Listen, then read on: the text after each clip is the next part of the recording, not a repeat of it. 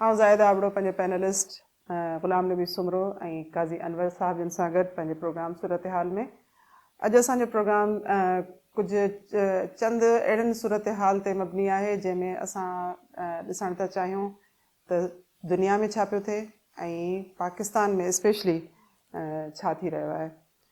असां वटि सिंध में बि जेको आहे सो कुझु अहिड़ा वाक़िया थिया आहिनि जिन असांजे कननि खे खड़ो करे छॾियो आहे। स्पेशली औरतुनि सां जेके ज़्यादतियूं थियनि थियूं या यूनिवर्सिटियुनि में छोकिरियुनि सां जेके ॾाढायूं थियनि थियूं या उन्हनि खे हैरास कयो थो वञे, त उन्हनि सां लाॻापियल कुझु इशूज़ आहिनि जिन ते असां ॻाल्हाइणु चाहींदासीं।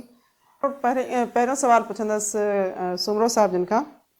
सुमरो साहिबु, असांखे तव्हां ॿुधायो त मुल्क में जेका सियासी सूरत हाल हले पई उनखे तव्हां कीअं था ॾिसो। PDM गॾिजी वई आहे, पीपल्स पार्टी ऐं नून लीग जा वरी जेके आहिनि से ईअं सम्झो त रीयूनियन थी रही आहे ऐं असांखे लॻे पियो त का न का जेका आहे सा एफर्ट थिए पई ऐं हुकूमत खे किराइण जे लाइ, पर अञा ताईं असांखे का अहिड़ो मज़बूत उन्हनि जो क़दम न पियो नज़र अचे। छा हींअर जेको आहे सो नो कॉन्फिडेंस जो वोट वाकई बि अचण वारो आहे? छा ख़्यालु आहे तव्हांजो? महिरबानी। जीअं त पाकिस्तान तहरीक इंसाफ़ जी सरकार पंहिंजे हुकूमत जे चौथे साल में आहे ऐं उनखे तमामु पंहिंजे तारीख़ जी नरम अपोज़िशन मिली आहे। हिज़्ब इख़्तिलाफ़ जो रवैयो हुन सां एतिरो मुख़ासमाना न रहियो आहे ऐं ॿियनि स्टेक होल्डर्स जे पारां बि तहरीक इंसाफ़ खे सपोर्ट मिलंदी रही आहे। ही माना जेको चौबोल हिन हफ़्ते पाकिस्तान जे सियासी माहौल में जेका हिकारी गर्मी आंदी आहे उहा उन जी इब्तिदा उन ॾींहुं थी जॾहिं पाकिस्तान पीपल्स पार्टी जो आसिफ अली ज़रदारी साहब पार्टी जे चेयरमैन ऐं बिलावल भुट्टो ज़रदारी जेको हुनजो वारिस बि आहे ऐं पीपल्स पार्टी जो रहनुमा बि आहे, उन्हनि सां गॾिजी पाकिस्तान मुस्लिम लीग नवाज़ जी लीडरशिप सां पाकिस्तान मुस्लिम लीग नवाज़ जे मियां शहबाज शरीफ़, मियां हमज़ाद शरीफ़ ऐं मरियम नवाज़ सां मुलाक़ात कई। पर उन में ॻाल्हियूं वाज़े कोन थियूं त उन में एजेंडा छा आहे। कोशिशि कई अथनि त उन एजेंडा खे सॼी एजेंडा खे ज़ाहिर न कजे, पर हिकिड़ी एजेंडा जेका आहे उहा ॿाहिरि अची वई त हिज़्ब इख़्तिलाफ़ जेका आहे उहा इत्तेहादियुनि सां ॻाल्हियूं ॿोलियूं करे ऐं पंजाब जे वज़ीर आला, स्पीकर क़ौमी असैम्बली, वज़ीर आज़म इमरान ख़ान जे ख़िलाफ़ु तहरीक अदम एतमाद आणी। इहा ॻाल्हि तॾहिं बि थी जॾहिं असांजो वज़ीर आज़म साहिबु चीन जे दौरे ते हो, त उतां बि इंफॉर्मेशन मिनिस्टर फवाद चौधरी साहिबु इन जी लहस महसूसु कई, इन गर्मी खे महसूसु कयो। उतां हुन हिकिड़ो वीडियो प्रोग्राम जारी कयो ऐं पंहिंजे मतिलबु माना PTI जेके जे मेंबरनि खे उन्हनि खे ईअं आसास ॾिनई त अहिड़ी का ॻाल्हि कान्हे ऐं ख़ान साहिबु अची मुल्क में दौरा शुरू कंदो। जीअं कल्ह उन हिकिड़े जलसे खे ख़िताबु कयो आहे। मंडी बाउदीन खां वठी थर में जलसा थींदा ऐं पीपल्स पार्टी जे मार्च जे ख़िलाफ़ु सखर खां वठी कराची ताईं PTI मार्च कंदी। इन सभ जे बावजूदि छाकाणि त PTI सरकार हिकिड़ो त मक़बूल रही कोन्हे ऐं पाकिस्तान में का बि सियासी पार्टी पंहिंजे चौथे साल में एतिरी गैर मक़बूल कोन रही आहे जेतिरी हाणे पाकिस्तान तहरीक इंसाफ़ जी हुकूमत, उन जो सरबराह ऐं उन जी हुकूमत पाकिस्तान जे अवाम में पंहिंजी मक़बूलियत विञाए रही आहे, जेका हुनखे 2018 में हासिल हुई। त थियो हीअं आहे त पीपल्स पार्टी पंहिंजे हद ताईं ऐं मुस्लिम लीग नवाज़ पंहिंजे हद ताईं इहा कोशिशि पिया कनि त उहे तहरीक अदम एतमाद पंजाब में स्पीकर ऐं वज़ीर आज़म जे ख़िलाफ़ु आणनि। PDM जी गॾिजाणी ॿिन्ही में आहे। मौलाना फज़लुर रहमान साहिबु लाहौर ईंदो। इहे सभु ॻाल्हियूं आहिनि। हाणे इहे ॻाल्हियूं मंतकी अंजाम ताईं कीअं पुॼंदियूं, उन जो रोड मैप कीअं ठाहियो आहे पाकिस्तान पीपल्स पार्टी ऐं पाकिस्तान मुस्लिम लीग नवाज़ ऐं अॻिते हली PDM बि हिन में शामिलु थींदी, त इन्हनि सभिनी पंहिंजो रोड मैप कीअं ठाहियो आहे इहो अञा वाज़े कोन्हे। ऐं जीअं ई शयूं वाज़े थींदियूं अपोज़िशन जी हिकमत अमली वाज़े थींदी त पोइ लॻे थो त सरकार जे घबराइण जा ॾींहं अची रहिया आहिनि। कई साहब तव्हां खां इन ई सिलसिले में इन ई जेको आहे सो हिकिड़ो सवाल थी पुछां। परवेज़ इलाही ताज़ो हिकिड़ो बयानु ॾिनो त रंधिणे में सामान जमा थी चुको आहे। हाणे इहो जेको बयानु आहे इन जी गहराई खे कीअं ॾिसिजे, इन मां कहिड़ा जेके आहिनि से असां ईअं सम्झो त मतिलबु ऐं मानाऊं कढी सघूं था, इन जे बारे में थोरो असांखे ॿुधायो। जी महिरबानी। परवेज़ इलाही साहब गुजरात जो चौधरी बिरादरान मां हिकिड़ो भाउ आहे उनजो, ऐं चौधरी शुजात जो आम तव्हां ॾिसो हूंदो त रोटी शोटी खाई आहे, मतिलबु हिननि जो बावर्ची खाने सां वधीक ताल्लुक़ु आहे। इन जे करे जेको MQM ऐं हिननि गॾिजी जेका कई पे प्रेस कॉन्फ्रेंस, उन में उन चयो त सामान अची वियो आहे बावर्ची खाने में, अब कच्चा तो नहीं खाएंगे। ज़ाहिर आहे पचाईंदो केरु, पचाईंदो बावर्ची, पर बावर्ची केॾीमहिल थो अचे, कहिड़ा डिश थो पचाए, कहिड़ा डिश कंहिंखे थो ॾिए, उहा त बावर्ची जी मर्ज़ी आहे न। रोटी शोटी खाइण लाइ सभु तयारु वेठा आहिनि, इंतज़ारु आहे बावर्ची जो। बावर्ची कंहिंखे कहिड़ो डिश थो खाराए, ईअं न त जंहिंखे डायबिटिक हुजे उनखे वरी मिठो खाराए छॾे। सो इहो बि वरी बावर्ची जो ई ऐं हुननि जो आहे ध्यानु त डिश कहिड़ा था पचनि पिया। पर लॻे मूंखे ईअं थो त बावर्ची खे अञा अचण में देरि थिए पई, किथे बावर्ची सोचे पियो सम्झे पियो त कहिड़ा कहिड़ा डिश तयारु करे कहिड़नि कहिड़नि खे खारायां। इन करे हिकिड़ो दमरा वञी वापसि वरी बेड ते रेस्ट थो करे, बुख में या बीमारी में हुजे त बाबा आराम था कयूं कुझु ॾींहंनि जे लाइ। त मूंखे लॻे पियो त अञा रंधिणे में जीअं चवंदा आहियूं न त रोलो आहे, अञा का ॻाल्हि क्लियर थिए कोन पई, इहो रोलो केसि ताईं थो हले। पर इहो डिपेंड करे थो बावर्ची ते त बावर्ची कॾहिं थो हिननि सभिनी खे विहारे ऐं मानी खाराए। ॾिसूं बावर्ची साहिबु केॾीमहिल थो पहुचे पियो। सुमरो साहब, हींअर इंडिया में कर्नाटक सूबे जी हिकिड़ी छोकिरी, मुस्लिम छोकिरी आहे मुस्कान, उन जी वीडियो ॾाढी वायरल थी वई आहे ऐं हुन खे हिजाब पाइण ते कुझु हिंदू छोकिरनि तंग कयो। पर थियो ईअं जो उन छोकिरी खे उतां जे जेको कॉलेज जो स्टाफ हो उन प्रोटेक्शन ॾिनी ऐं पोइ उन खां पोइ वीडियो वायरल थियण खां पोइ जेका उते उनखे मीडिया जी सपोर्ट मिली आहे या उतां जी जेका सोसाइटी जी सपोर्ट मिली आहे, उन सां इंडिया में जेका आउं सम्झां थी त हींअर इंतिहा पसंदी वधे पई। पर उन वीडियो जे करे आउं सम्झां थी त वरी इंडिया जो हिकिड़ो सॉफ्ट इमेज असांजे अॻियां आयो आहे त जेका सूरत हाल असीं जहिड़ी परे खां ॾिसूं था ओतिरी ख़राबु कोन्हे मुसलमाननि जे लाइ, ऐं ख़ासि करे छोकिरियुनि खे वरी बि जेको आहे सो सपोर्ट मिले पई। असां वटि जेकॾहिं अहिड़े क़िस्म जो को वाक़ियो थिए हा या असां वटि नंढनि छोकिरियुनि जी जॾहिं हिंदू छोकिरियुनि जी शादी थिए थी त छा असीं एज़ अ नेशनल मीडिया असां वटि उन्हनि छोकिरियुनि जे इशूज़ खे इन तरीक़े सां हाईलाइट कयो थो वञे, उन्हनि खे इन तरीक़े सां सपोर्ट कयो वञे थो या न, इन ते थोरो ॻाल्हाइजो। दुनिया में सभु इंसान जा जेके माना जज़्बा आहिनि मुख़्तलिफ़ डिफ़िकल्ट सिचुएशन्स में मुस्कान जो तंहिं जेका ज़रूरत आहे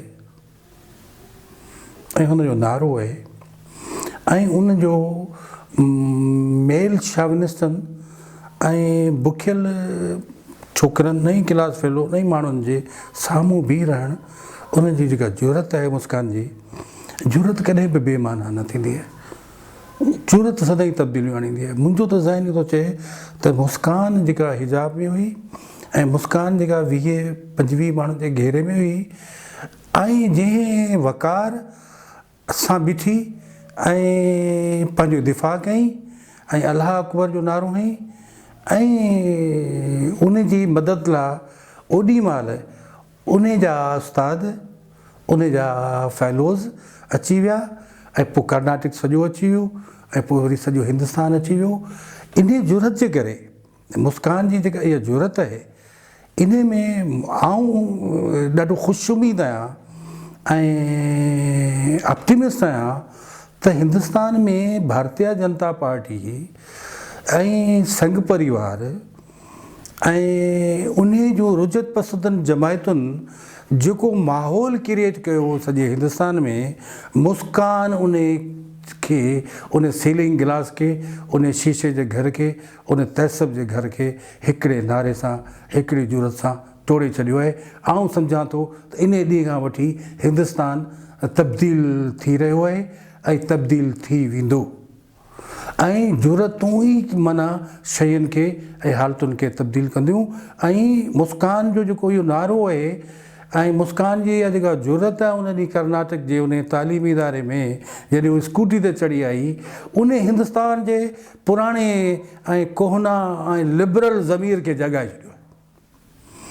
उते जी मीडिया, उते जा राइटर्स, उते जा अदीब, उते जा सियासतदान, उहे सभई मुस्कान छाकाणि जो हू उन्हनि जे वतन जी ई शहरी आहे ऐं सभु उन जे हक़ में उथी आया आहिनि ऐं संघ परिवार खे ऐं भारतीय जनता पार्टी खे मुंहुं लिकाइण में पूरी आहे।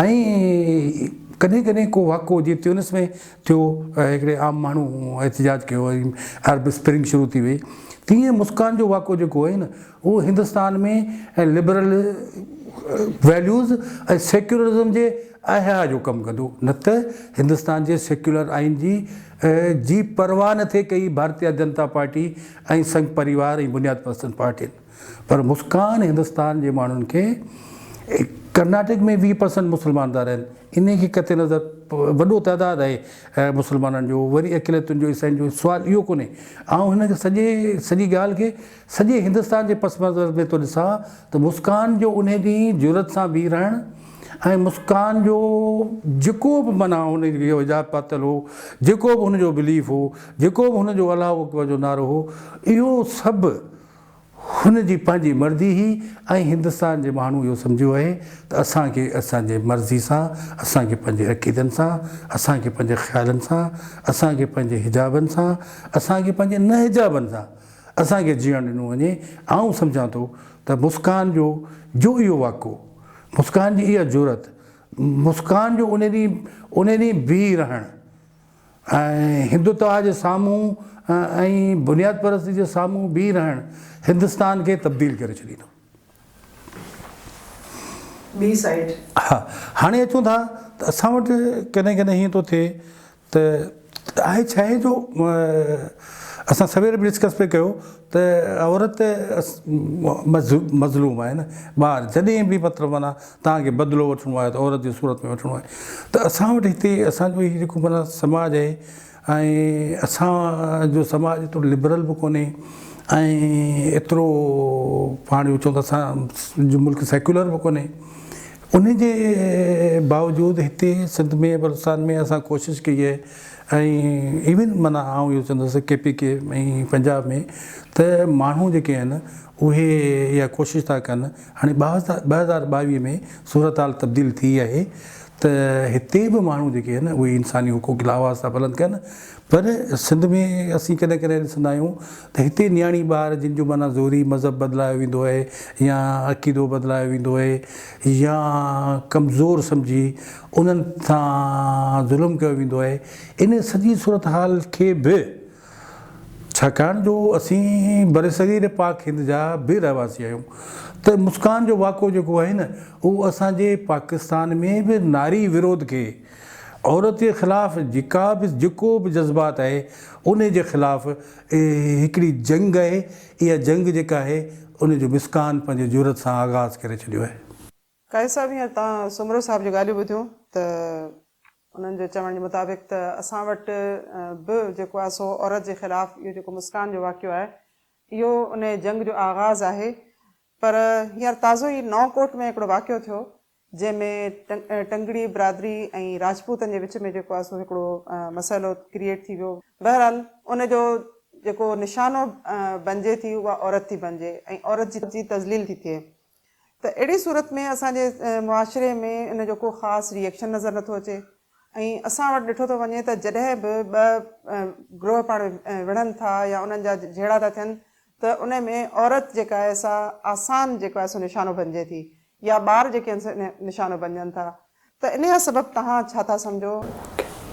जी, अव्हांजे सुवाल जे जवाब खां पहिरीं मां थोरी ॻाल्हि एड थो करियां। सुमरे साहिबु ॻाल्हि कई मुस्कान खान जी, त मुस्कान खान जेॾीमहिल कॉलेज में पहुती आहे ऐं हू जेॾीमहिल पंहिंजी बाइक खे स्कूटी खे बीहारे ऐं अचे थी, ऐं उनजे पुठियां जेके उहे लफ़्ज़ मां चवां थो गुंडा गुंडा जेके नारा हणंदा अचनि था त हुननि जी चाल जेका हुई उहा उन शीण वांगुरु हुई जेका बगड़नि जे विच में हूंदी आहे।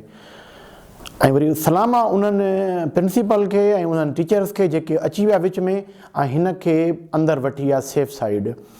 पर छोकिरी जे जुरत खे सलाम आहे। ऐं मां ॾिसणु चाहियां थो त असां वटि बि सिंध में बि अहिड़ी जुरत वारियूं औरतूं हुजनि। हिंदुस्तान जो जेको आहे सेक्युलरिज़म उहो इहो न आहे की तव्हां मादर पिदर आज़ादु हुजो, या लिबरलिज़म या सेक्युलरिज़म जो मतिलबु इहो न आहे की तव्हां सिर्फ़ु जीन्स पाए घुमो।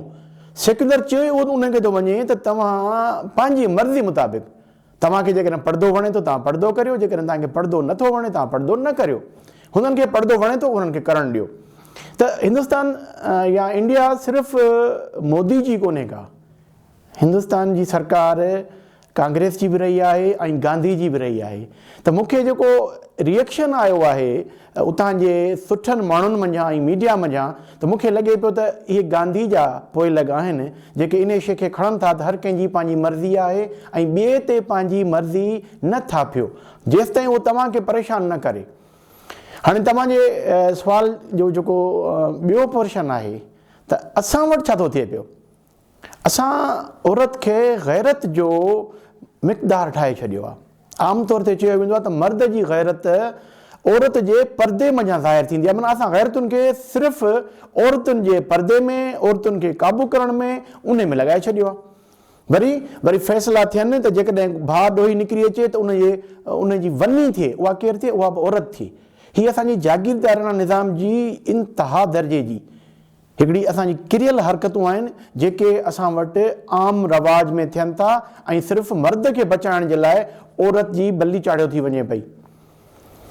हीउ जेको वाक़ियो असां ॾिसूं था न पिया, इन खे मां बिरादरियुनि जो वाक़ियो कोन थो ॾिसां, मां हिकिड़े किने माण्हू जो ऐं हिकिड़े मज़लूम औरत जो वाक़ियो ॾिसां थो पियो। उन में तव्हांजो जेको कानून नाफ़िज़ करण वारा हुया उहे किथे हुया, 27 कलाक उहे किथे हुया। उन्हनि छोकिरनि सां जंहिंखे राजपूत बिरादरी जो ॿुधायो थो वञे, उन्हनि 27 कलाक उन्हनि खे होस्टेज बनाए उन्हनि सां तरह तरह जूं ज़्यादतियूं कयूं आहिनि जेके छोकिरियूं पाण ॿुधाइनि थियूं पयूं। उन में हिकिड़ो सिपाही बि शामिल आहे, गुलज़ार टंगड़ी। मां वरी बि तव्हांखे क्लियर कयां, मां बिरादरियुनि जी ॻाल्हि खे न मञंदो आहियां। उहे जेके पर्टिकुलर किरदार आहिनि बिरादरियुनि जा, उन्हनि खे गुलज़ार टंगड़ी आहे, अली नवाज़ टंगड़ी आहे, हाणे जेके 20 माण्हू हिननि गिरफ़्तार कया आहिनि, उन्हनि खे जेकॾहिं करार वाक़ई सज़ा मिले ऐं जल्दी मिले त ॿियनि खे इहा ताक़त कोन थींदी त अहिड़े क़िस्म जा ज़ालिमाना, बदतमीज़ाना अहिड़े क़िस्म जा एक्शन कनि। ॾिसो, कारोकारी जो असां वटि रस्म, उनखे बि असां जस्टिफाई कंदा आहियूं गैरत जे तक़ाज़नि सां। पर हाणे उहा कारोकारी, उहे ॼट माण्हू, वरी तव्हां अचो खणी अचो हिनखे, हीअ जेका छोकिरी आहे परवीन रिंद, मेडिकल जी हाउस ऑफिसर आहे, मेडिकल पढ़ी चुकी आहे, हींअर डॉक्टर आहे। उन पंहिंजो पाण सां वार्ता ॿुधाए थी पई, लिंग कंडारजी था वञनि। छा असां पंहिंजे धीअरुनि खे, नियाणियुनि खे यूनिवर्सिटियुनि में न मोकिलियूं?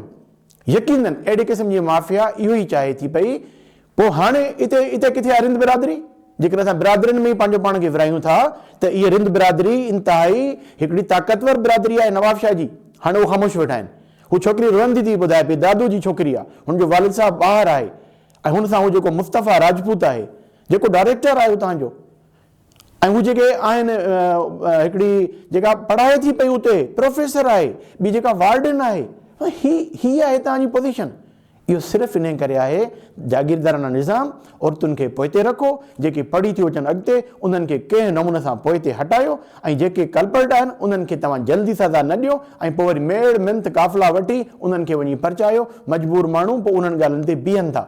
इन्हनि माण्हुनि खे मतिलबु असां उनखे बि तॾहिं सज़ा ॾींदासीं जॾहिं हुन सां परवीन सां को वाक़ियो थिए, या उहे छोकिरियूं जिन पंहिंजी ख़ुदकुशी करे छॾी। परवीन त साफ़ थी चए पई त हीअ ख़ुदकुशियूं कोन्हनि खे, हिननि खे अहिड़े नहज ते पहुचाए थो वञे औरतुनि खे, नियाणियुनि खे, त हू मजबूर थी पोइ हू फेस कोन थियूं कनि।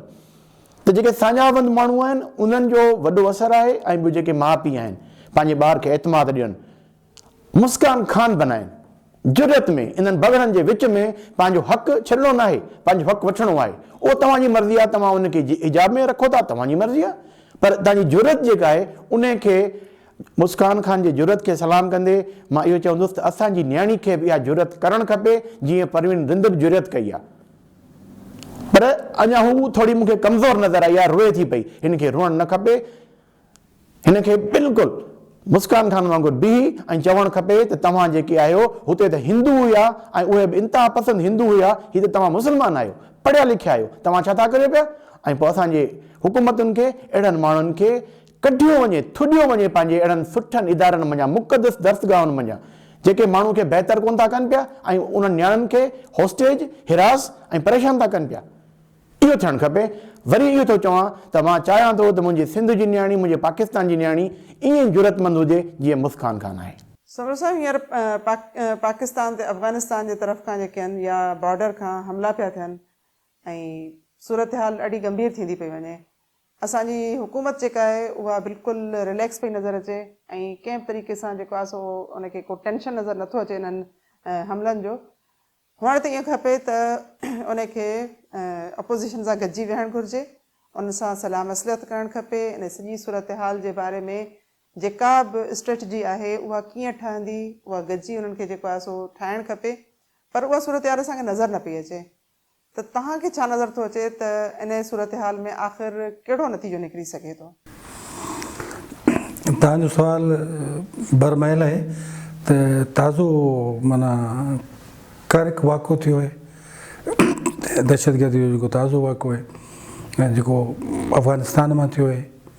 ऐं असां वटि हिते मोहिद यूसुफ साहिबु पाकिस्तान जी क़ौमी सलामती पॉलिसी आईंदा 4 सालनि लाइ पेश कई आहे ऐं चवनि था त पेश कई आहे, पर किथे नज़र कोन थी अचे। जीअं तव्हां चयो त न अपोज़िशन सां उहा डिस्कस थी आहे। ऐं हीउ सॼो जेको माना तव्हांजो सुवालु आहे ऐं अफ़गानिस्तान ऐं जे शेडो में असांजी जेका सलामती आहे उहा आहे सलामती सां लाॻापियल, स्टेट जी सलामतीअ सां।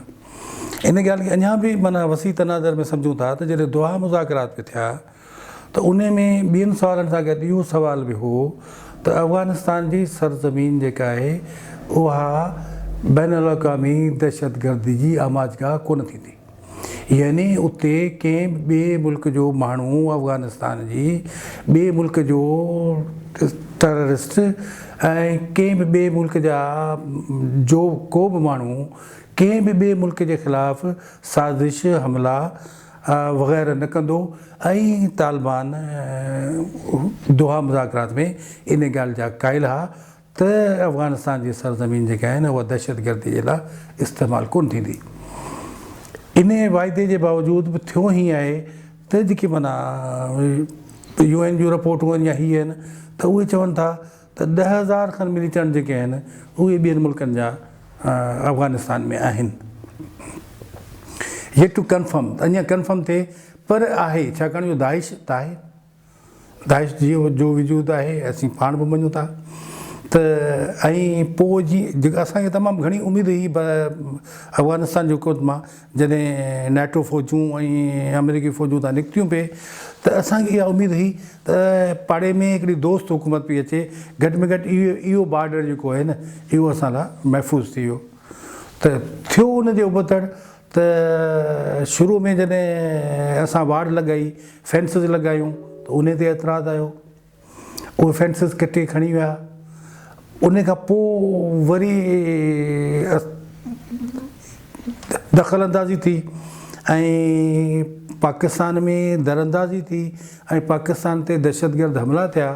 थियण ईअं खपंदो हो त तकिड़ा फ़ैसिला करे हा वज़ीर आज़म साहिबु ऐं उन जो हो वज़ीर ख़ारजा ऐं उन जी सिक्योरिटी पॉलिसी ठाहींदड़, त उहे यकदमि क़ाबिल सरकार सां ॻाल्हाईंदा त छाकाणि जो हीअ दोस्ती जो बदिलो हीअ त सुठो कोन्हे। असां त अफ़गानिस्तान ऐं उन जो जी हुकूमत ऐं हीअ जेका मौजूदु हुकूमत आहे उन लाइ जो ख़्याल बि कयो आहे ऐं कोशिशि कई आहे त असीं उन जी हिमायत बि करियूं ऐं आलमी बिरादरी खां बि उनखे हिमायत वठी ॾियूं। पर हीअ मुनासिबु कोन्हे त उते वेठल जेके माण्हू आहिनि ऐं मुख़्तलिफ़ तनज़ीमूं ऐं उहे पाकिस्तान जी सरहदुनि जी उल्लंघकनि जेको बि असांखे गवारा कोन्हे। असांजो वतन आहे ऐं असांखे अज़ीज़ आहे, उनजे सरहदुनि जी लताड़ असांखे क़बूल कोन्हे ऐं असांजे मुल्क में दहशतगर्द हमला असांखे क़बूल कोन्हे।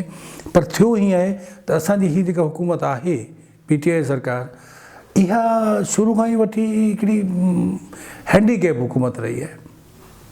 उन लॻे थो त पाण फ़ैसिला कोन कया आहिनि, हितां बि फ़ैसिला थियनि था, पर हाणे त चोथों साल आहे ऐं वज़ीर अज़म साहब खे, असांजे वज़ीर ख़ारजा खे पाण फ़ैसिला करणु घुरिजनि ऐं तुर्त क़ाबिल सां ॻाल्हियूं ॿोलियूं शुरू करणु घुरिजनि त जीअं असां वटि मग़रबी सरहद खां अमन अमान यकीनी थी सघे। नाज़रीन, असां तव्हांखे करंट सूरत हाल ते अपडेट्स ॾियण जी कोशिशि कई ऐं कुझु अहिड़ा इशू खयां जेके यकीननि तव्हां चाहींदा हूंदा त तव्हांखे इन जे बारे में असां वधीक तफ़सील सां ॿुधायूं। उन में असांजा जेके पैनलिस्ट आहिनि तव्हांखे यकीननि उन्हनि जी ॻाल्हि ॿोल पसंदि आई हूंदी। उमेदु आहे त तव्हां असांजे चैनल खे सब्सक्राइब कंदा, उनखे शेयर कंदा, उन ते असांजो जेके बि ताज़ा जेके वीडियोज़ अपलोड थियनि थियूं उहे ॾिसंदा। ऐं ईंदड़ हफ़्ते असां तव्हां सां वरी ॿी कंहिं नई सूरत हाल सां गॾु हूंदासीं। अला भाई।